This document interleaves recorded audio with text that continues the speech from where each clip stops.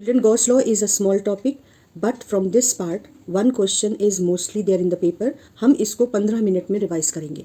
पहला इंपॉर्टेंट सवाल Gauss theorem, इसका स्टेटमेंट और गॉसियन सरफेस की एक essential property.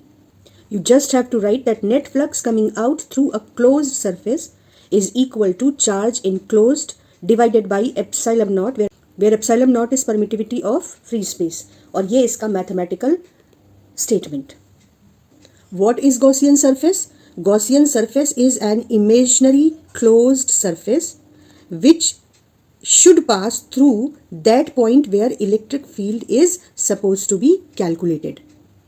Essential property of the Gaussian surface, it should be a closed surface. It should pass through that point where E, that is electric field, is to be calculated, and shape of the surface should be such that electric field is uniform over the surface, and either it is normal to the surface or it is parallel to the surface. Electric field is either normal to the surface or parallel to the surface. So if only one essential property is being asked, then you just mention it should be closed surface. क्योंकि इससे एक छोटा सा सवाल ही आता है तो conceptual कई बार होता है, तो हमेशा ध्यान रखना कि जो ये क्लोज्ड सरफेस गॉसियन सरफेस है, अगर ये मान लो कि 3 चार्जेस को इनक्लोज कर रही है और चौथा चार्ज जो वहीं स्पेस में है वो इस सरफेस से बाहर है, तो जब हम गॉस लॉ को स्टेटमेंट को अप्लाई करेंगे तो चार्ज इनक्लोज्ड की जगह algebraic sum of, that is net charge enclosed लिखेंगे, यानी Q1 plus Q3 minus Q2. लेकिन अगर तुमसे सवाल पूछा जाए कि इलेक्ट्रिक फील्ड किन चार्जेस की वजह से आएगी, तो आपका आंसर होगा जितने भी चार्जेस वहां स्पेस में प्रेजेंट है, अंदर गॉसियन सरफेस के या बाहर, सब की वजह से नेट इलेक्ट्रिक फील्ड आपको, टोटल इलेक्ट्रिक फील्ड आपको मिलेगी.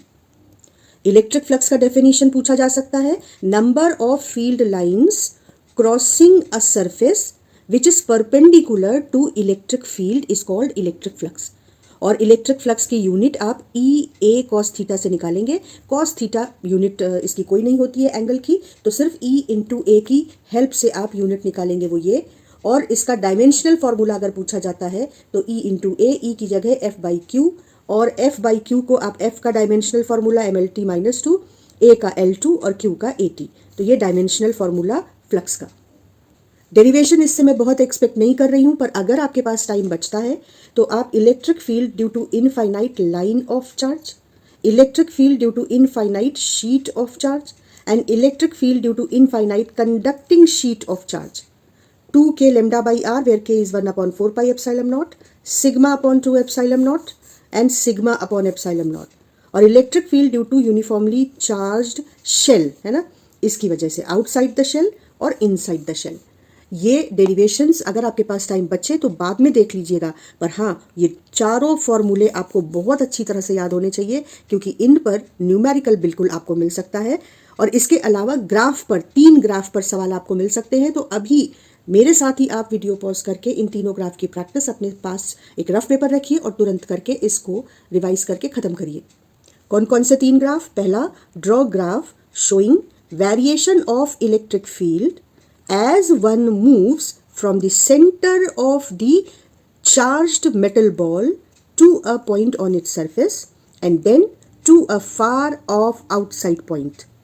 अभी इसको देखते हैं. और कौन सा graph? Draw graph showing variation of electric field with distance. किसके लिए? For electric field of infinite line of charge and for electric field of infinite plane sheet of charge. तो 3 केसेस जिनके लिए इलेक्ट्रिक फील्ड का graph आपको variation का बनाना है. एक तो अगर एक वायर है और उस पर यूनिफॉर्मली चार्ज डिस्ट्रीब्यूटेड है तो उसकी इलेक्ट्रिक फील्ड आर डिस्टेंस पर. इसका जो ये डेरिवेशन है ये मैं PDF फॉर्म में आपको लिंक प्रोवाइड करा दूंगी डिस्क्रिप्शन बॉक्स में. अगर आपके पास टाइम बचे तो आप इसको लास्ट में देख लेना, अदरवाइज एटलीस्ट इसका फॉर्मूला आपको अच्छे से याद होना चाहिए. दूसरा केस कौन सा? एक शीट है जिस पर चार्ज यूनिफॉर्मली डिस्ट्रीब्यूटेड है, इससे आर डिस्टेंस पर एक पॉइंट P है, उस पर इलेक्ट्रिक फील्ड. ये जो नोट्स है इनके मैं PDF आपको अवेलेबल करा दूंगी, तो आप इसकी चिंता नहीं करिए. आप ये केस समझ लीजिए, एक चार्ज्ड मेटल बॉल है या एक चार्ज्ड शेल है, हॉलो शेल. तो इस शेल से आर डिस्टेंस पर एक पॉइंट है, वहां पर इलेक्ट्रिक फील्ड निकालनी. इस शेल की सरफेस पर इलेक्ट्रिक फील्ड कितनी होगी? इस शेल के अंदर पॉइंट है P, उस पर इलेक्ट्रिक फील्ड कितनी होगी? मतलब एक चार्ज्ड यूनिफॉर्मली चार्ज शेल है, आप उसके सेंटर से चलना शुरू करते हैं तो पहले आर डिस्टेंस पर कोई पॉइंट मिल जाए अंदर ही, उस पर इलेक्ट्रिक फील्ड, फिर आप इसकी सरफेस पर पहुंचे तब इलेक्ट्रिक फील्ड, और फिर आप इस चार्ज शेल से बाहर निकल जाए तब इलेक्ट्रिक फील्ड। कैसे वेरी करेगी इन तीनों पॉइंट पर, उसके लिए जो ग्राफ है वो यहाँ आपको दिख रहा है। इसको मैं ठीक से आपको एक्सप्लेन कर दूं, ये आप तुरंत ही बनाकर इसकी प्रैक्टिस कर लीजिए। ये बहुत बहुत इंपॉर्टेंट ग्राफ है। ध्यान से देखो, जब आप सेंटर से चलना शुरू करोगे बाहर की ओर तो अंदर की ओर electric field charged conducting shell की वजह से जीरो होगी। हमेशा ध्यान रखो, सरफेस पर एकदम से इलेक्ट्रिक फील्ड जंप करेगी जीरो वैल्यू से और मैक्सिमम वैल्यू इस पॉइंट पर रखेगी। E is K Q upon radius of the shell square. ठीक है, ये मैक्सिमम वैल्यू इलेक्ट्रिक फील्ड की उस शेल के सरफेस पर होगी। और उसके बाद आप जब बाहर निकल जाएंगे तो जैसे जैसे डिस्टेंस आपकी सेंटर से बढ़ती जाएगी वैसे वैसे इलेक्ट्रिक फील्ड 1/r² के अकॉर्डिंग घटेगी। तो ये जीरो वैल्यू फिर एकदम से जंप होकर इस वैल्यू से एक्सपोनेंशियली इलेक्ट्रिक फील्ड बाहर की ओर चलेंगे तो घटेगी। ये किसकी ग्राफ है? ये electric field variation of a conducting charged shell का। इसके अलावा ये दो जो और ग्राफ हैं ये आप बस ध्यान कर लीजिए।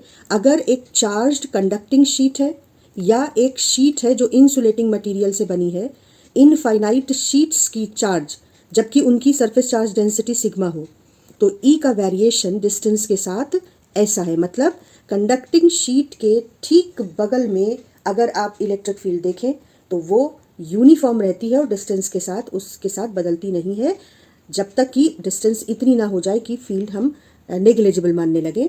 तो E is sigma upon epsilon not अगर कंडक्टिंग शीट है, यानी कि सरफेस, दोनों सरफेस अगली और पिछली दोनों सरफेस पे चार्ज है।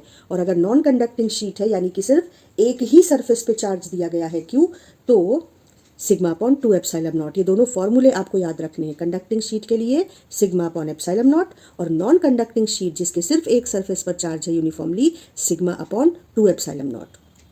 और अगर एक वायर है उसको यूनिफॉर्मली चार्ज किया गया है और इनफाइनाइट लेंथ का है तो उसकी इलेक्ट्रिक फील्ड डिस्टेंस के अकॉर्डिंग 1/r के रेट से घटती है। ये ध्यान रखना है, 1/r के अकॉर्डिंग, क्योंकि इलेक्ट्रिक फील्ड का फॉर्मूला यहाँ पर क्या है? Electric field is 2k λ/r, जहाँ k हम शॉर्ट में 1/4 पाई एप्सिलॉन नॉट जिसकी वैल्यू क्या होती है 9 × 10⁹ उसके लिए यूज करते हैं। ठीक है, तो ये दोनों हो सकता है कि ये आपसे पूछा जाए, मुझे इंपॉर्टेंट लग रहा है और ये बहुत बार पूछा गया है, इसकी तो अच्छे से प्रैक्टिस करके जाओ। न्यूमेरिकल इस टॉपिक से बहुत ही सिंपल पूछे गए हैं 2 नंबर के। तो point charge 2 microcoulomb is at the centre of a cubic Gaussian surface. Cube के अंदर 2 माइक्रोकूलम का चार्ज सेंटर पे रखा हुआ है, उस क्यूब की साइड 1 मीटर है। Find net flux coming out through the surfaces. तो आपको कुछ इसमें इस पूरे प्रोसेस में बहुत परेशान होने की जरूरत नहीं है। फ्लक्स का फॉर्मूला ध्यान रखो, फ्लक्स का फॉर्मूला है charge enclosed upon epsilon not. Charge की वैल्यू रखो, एप्सिलॉन नॉट की वैल्यू रखो, कैलकुलेट करो और आंसर निकाल लो। यूनिट लिखना मत भूलना। और कैसे हमने देखो न्यूमेरिकल को रिप्रेजेंट किया है, बोर्ड में आपको स्टेप्स में मार्क्स मिलते भी हैं और कटते भी हैं, तो आपको कैसे अपने न्यूमेरिकल्स को रिप्रेजेंट करना है ध्यान से देख लेना। इसके अलावा एक और सवाल है जो मुझे लगता है कि आपको करना आना चाहिए। इलेक्ट्रिक फील्ड 3 × 10⁻³ I कैप, यानी एक्स एक्सिस के अलोंग इलेक्ट्रिक फील्ड है। Find flux through a square area. Surface कैसा है? स्क्वायर है और उसकी जो साइड है उस स्क्वायर की वो 10 सेंटीमीटर की लेंथ की है। तो और वो स्क्वायर सरफेस कैसा है? उसका plane parallel to YZ plane है। तो आपको बताना है कि उसका फ्लक्स, उस जो स्क्वायर सरफेस है उससे जो फ्लक्स पास हो रहा है वो कितना है। इसकी लैंग्वेज को ध्यान से पढ़ लेना, जिससे अगर ऐसा कोई सवाल आए तो तुम तुरंत इमेजिन कर सको कि सिचुएशन क्या है। ये जो ब्लू लाइन है ये है इलेक्ट्रिक फील्ड की डायरेक्शन जो कि एक्स एक्सिस के अलोंग है, और जिस सरफेस से आपको फ्लक्स कैलकुलेट करना है वो YZ प्लेन के अलोंग है। तो तुम देखो कि जो सरफेस है वो इलेक्ट्रिक फील्ड के परपेंडिकुलर है और इसलिए इस सरफेस का जो नॉर्मल होगा एरिया वेक्टर, इस सरफेस पर जो नॉर्मल होगा जो कि इसके एरिया वेक्टर को रिप्रेजेंट करेगा, एरिया वेक्टर इस सरफेस का और इलेक्ट्रिक फील्ड ये आपस में पैरेलल होंगे। तो हम फ्लक्स कैसे कैलकुलेट करते हैं? हम फ्लक्स कैलकुलेट करते हैं E.A से, यानी EA cos थीटा। थीटा क्या है? Angle between E vector and A vector. Angle between E vector and A vector is 0. So the flux is E into A into cos 0. Cos 0 1 हो गया, तो आप सिंपली E की value रखिए यहाँ पर और A की वैल्यू रखिए, मल्टीप्लाई कर दीजिए। और अगर आप वेक्टर फॉर्म में करना चाहते हैं तो E की वैल्यू 3 × 10⁻³ I कैप, और जो एरिया वेक्टर है एरिया वेक्टर कैसे निकालेंगे? एक साइड 10 है तो आप पहले 10 को मीटर में चेंज करेंगे सेंटीमीटर से, तो 10/100। तो एरिया कैसे निकालेंगे? 10/100 इंटू 10/100। और इस एरिया वेक्टर की डायरेक्शन क्या है? एक्स एक्सिस के अलोंग। तो इसके साथ भी आई कैप लगा दो। तो जब आप मल्टीप्लाई करोगे तो आई डॉट आई 1 हो जाएगा और सिंपली आपको 3 इंटू 10⁻³ मल्टीप्लाई बाई 10/100²। आपका आंसर 30 वेबर आ जाएगा। आप पॉज करके भी इसको देख सकते हैं और इसका पीडीएफ भी मैं डिस्क्रिप्शन बॉक्स में पीडीएफ का लिंक अवेलेबल करा दूंगी। नेक्स्ट सिंपल क्वेश्चन देख लो। Electric field of long line charge distribution, जिसकी line charge density lambda 3.6 into 10⁻³ volt per metre है, उसका लाइन चार्ज डेंसिटी कैलकुलेट करो। जबकि ये जो लाइन चार्ज डेंसिटी की वजह से जो इलेक्ट्रिक फील्ड है वो कितनी डिस्टेंस पर बताई जा रही है? 0.5 मीटर पे। कुछ नहीं करना, बहुत सिंपल सवाल है। Electric field due to line charge distribution, आप फॉर्मूला लिखिए। 2 के आप जानते हैं 1/4 पाई एप्सिलॉन नॉट, जिसकी वैल्यू 9 इंटू 10⁻9 है। लेमडा आपको पता करना है और इलेक्ट्रिक फील्ड की वैल्यू आपको दी है। कितनी डिस्टेंस पर वायर से इलेक्ट्रिक फील्ड की वैल्यू दी है? 5.5 मीटर पर। तो लेमडा की वैल्यू कैलकुलेट कर लीजिए और यूनिट के साथ लिख दीजिए कूलम पर मीटर। इस तरह का सवाल बहुत बार पूछा गया है तो एक बार फिर ये इंपॉर्टेंट हो सकता है। Plus E and minus E R placed inside a large metallic cube without touching it's sides, find flux emerging out of cube. Flux पूछते ही आपको सिंपल फॉर्मूला यूज करना है, Q enclosed upon epsilon not. और charge enclosed में आपको sign के साथ दोनों चार्जेस की वैल्यू रखनी है, अलजेब्राइक सम। तो नेट चार्ज 0 हो जाएगा, तो flux enclosed in flux coming out of this cube will be 0। देखो सेम क्वेश्चन फिर 2 साल रिपीट हुआ है। इलेक्ट्रिक डाइपोल, डाइपोल क्या है? प्लस ई और minus E. Electric dipole is placed at the centre of a cube, है ना? फ्लक्स बताओ, तो फ्लक्स 0। लेकिन एक साल उन्होंने क्या कहा कि एक क्लोज सरफेस है, उसके अंदर -q और +3q, ये 2 चार्जेस सेंटर पे रखे हैं। अब फ्लक्स बताओ। तो आपको कुछ प्रॉब्लम नहीं है, बस आप चार्ज इनक्लोज की जगह पर इन दोनों को साइन के साथ जोड़ दो। नेट चार्ज की जगह चार्ज इनक्लोज की जगह नेट चार्ज लिख दो अपॉन एप्सिलॉन नॉट। आपको फ्लक्स की नेट फ्लक्स कमिंग आउट की वैल्यू मिल जाएगी। एक ये बहुत बहुत बहुत इंपॉर्टेंट सवाल है। Electric flux emerging from a sphere of radius 2 metre is 5। If radius of sphere is made 4 times, what will be new electric flux? तो आप यहाँ पर 3 बातें एक साथ में बता रही हूँ, इनको ध्यान रखिए। पहला पॉइंट, अगर Q चार्ज एक क्लोज सरफेस के अंदर रखा हुआ है तो उस क्लोज सरफेस से जो फ्लक्स बाहर आ रहा है उसकी वैल्यू होगी Q अपॉन एप्सिलॉन नॉट। तो वो क्लोज सरफेस एक छोटा स्फेयर है, एक क्यूब है उस स्फेयर से बड़ा, या एक बड़ा स्फेयर है, इससे कोई फर्क नहीं पड़ता। Flux is Q enclosed upon epsilon not. Shape and size of close surface does not matter, the flux coming out is simply Q enclosed upon epsilon not. अगर सेम चार्ज इनक्लोज्ड है तो shape of the close surface and size of the close surface will not change the flux coming out.